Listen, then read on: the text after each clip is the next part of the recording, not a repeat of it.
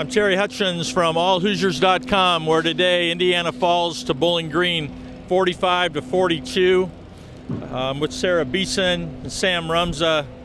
Start with you, Sam. I mean, once again, the theme with Indiana is it comes down to defense, and once again, the defense let them down today.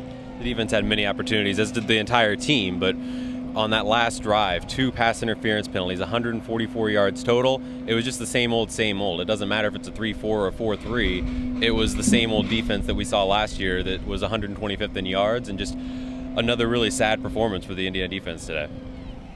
So Indiana scores with, what, a couple of minutes, like 2:04 to play or something, takes the 3-point lead. You're thinking, well, if you can just keep them out of the end zone, hold them to a field goal even. They came down. The drive started at the 12-yard line. At that point, what were you thinking, Sarah? Were you thinking that they had a pretty good chance to win, or were you afraid that they had left too much time on the clock? I thought that they could have had it with 2 minutes left, honestly. I mean, like you said, they were at their own 12-yard line.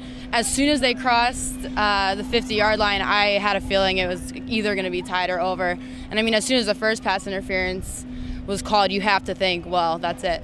That's definitely going to be a touchdown, and that's going to be the game. They're crazy numbers today.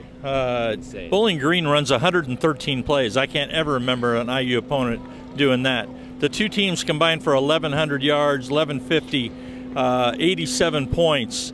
There was just so many different things. The quarterback, Kanapke from Bowling Green, I think he throws 65 balls or something.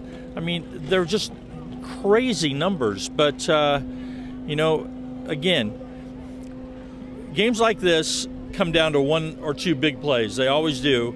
And today, Indiana had just scored, got a little momentum, was marching down the field. Tevin Coleman fighting for extra yards, fumbles. I really thought that was a big one. An opportunity to put that game away. And Tevin Coleman had come so far in the second half. He started off the game with 9 carries and just had 9 yards.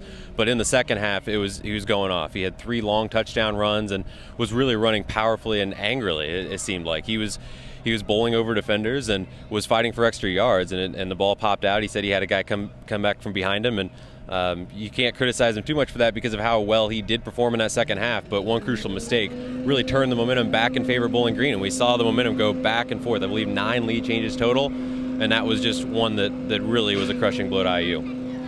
A lot of talk this week about Nate Sudfeld and how he would play. How did you think he played today?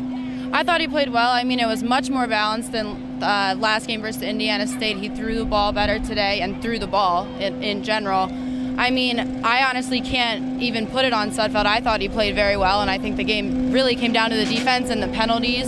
Kevin Wilson kind of mentioned maybe they would have chosen different plays to slow down the clock, but I don't think Sudfeld has any part in this loss. I mean, I thought he played very well.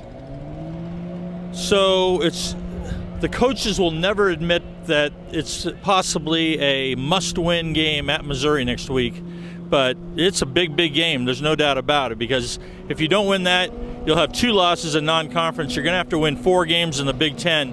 I just think that it's just a huge game next Saturday at 4 o'clock when Indiana travels to Missouri, faces a ranked team. That's it for us today from AllHoosiers.com with Sarah Beeson and Sam Rumza. Follow our coverage tonight. We'll have a ton of stuff up, and we'll see you next time.